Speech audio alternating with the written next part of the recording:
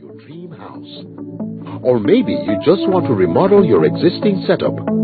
Whatever the case may be, you'll find what you need at QMB Builders Mart. Combining top quality, exquisite taste, and easy access, QMB Builders Mart is your one-stop shop for the best of what your home deserves.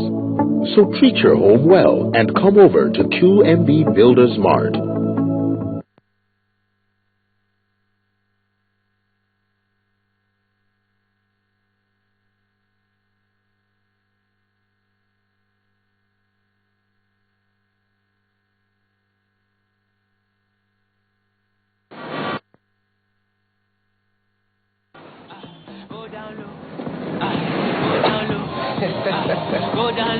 First of all, remember the reason why you got your Easy Start and Easy Click line. To talk, Abi, spend up to 15 naira on your calls for the day and your tariff automatically reduces to half the price the rest of the day. To activate, just dial *239*1# and that's it. So you know what? Go low and drop your tariff every day on your Easy Starter or Easy Click line. And don't know the scene, I will show you the scene, but before I show you, go down low. I saw you love in the scene where you touch in the scene, make all the girls and win. What you say now be the code again? Are you a learner? Go down low.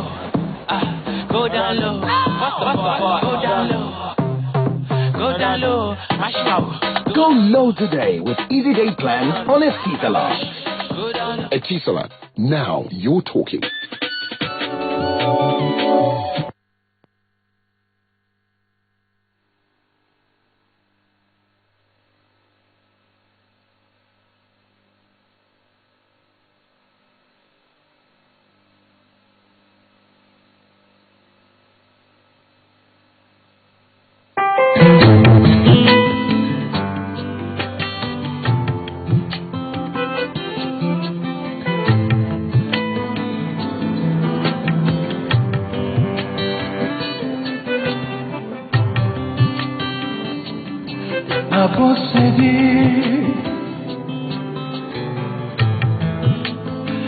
Tell me where you did. About the day.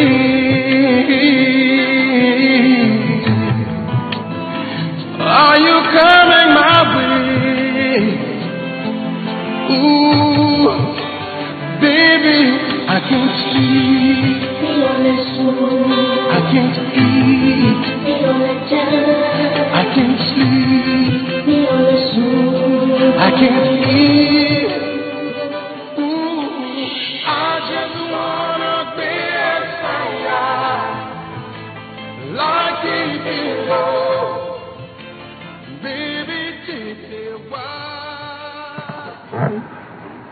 Yes, we're back now, and this time around we're traveling abroad. We're going not too far out of the continent. We're going to Kenya, where they just had their election across the board, but the real big one is the fact that the presidency is at stake in Kenya.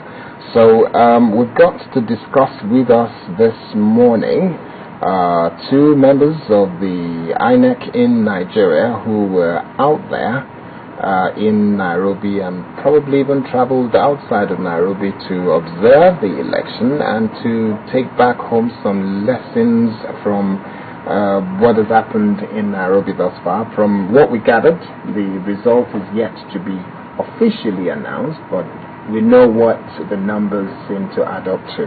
And we also have here someone who has been in Nairobi as well, in Kenya as well, as an observer. So let me welcome to Sunrise this morning the INEC Commissioner, Yobe State, and the INEC Observer in Kenya, Mr. Sadiq Musa. Good morning and welcome to Sunrise. Good morning. And then, of course, sitting next to him is in-house INEC official, the INEC Resident Commissioner in Cross River State. He was also in Kenya recently, Mike Igini. Good morning. Good to see you again. And on my right-hand side is the person who leads the organization Enough is Enough, Yemi Adamolekun. Great to have you here. I guess maybe I would want to start with you before we start talking about the lessons learned. Enough is Enough has been actively involved in observing election in Nigeria, galvanizing the young Nigerians to be more interested in politics and to also be actively involved in the process of electing government. You've been in Kenya. What's your observation when you look at what has played out in this election in 2013? I think one of the big news items from the election is the voter turnout. So I think right now it's looking at about 86% voter turnout, which is absolutely phenomenal. The fact that people stayed in line for hours. Can you just compare that to ours? How many percent was ours? If I remember correctly, I think ours was about 60, thereabouts. 60, I mean, I guess they probably would have better numbers than we do, yeah. But just because it was really highly anticipated, highly contested.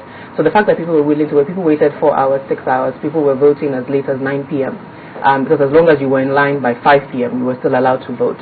Some people went back the next day because it was getting late, and for security reasons, they were told to go back home, their names were written, and people came back the next day. So I think for me, that was really very exciting at all levels. You had people were ferried by hospital ambulances who were in the hospital to go and vote and brought back. Wow. I think one hospital did about 4 or 5 trips just to get people there and back. So I think that is certainly a lesson for us. Definitely. So I think the willingness of people to actually participate in the process, one has to give kudos to all levels in Kenyan civil society, the government, the IEBC, for really encouraging people to come out and exercise. Even the political parties, I guess, for coming out to exercise their civic duty.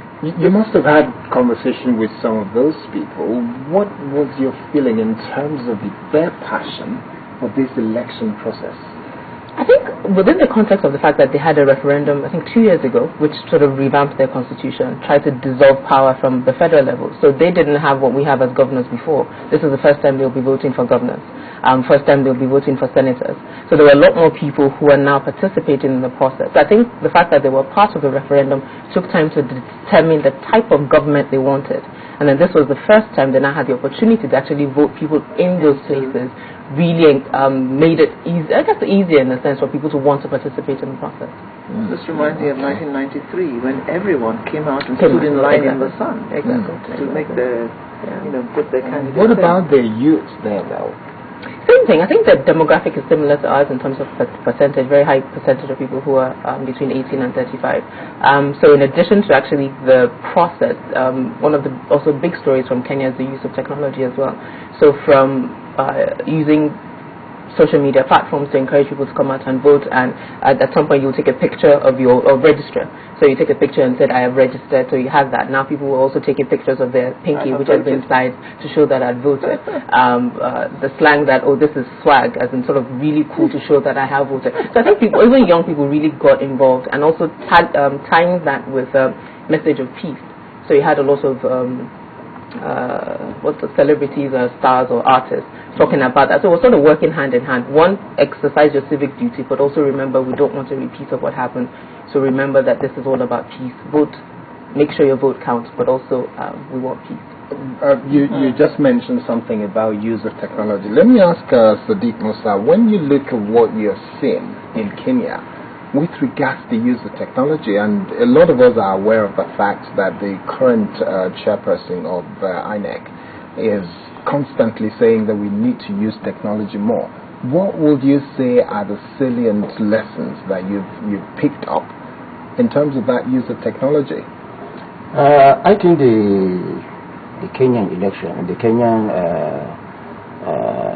Electoral Commission has used a lot of technology, but we shouldn't forget about the fact that the technology also failed them in the middle of the game.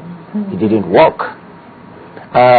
Anytime we talk about technology in election, I'm always mindful of it because of the fact that I know you need a lot of things. You need to put in place a lot of things before you talk about technology. I remember the chairman of ICB in Kenya was talking about the officials themselves not having the right training to man those machines that were put there for the election. So at the end of the day, instead of having an upper hand, maybe instead of even transmitting the result earlier than anticipated, it now failed them. It took them up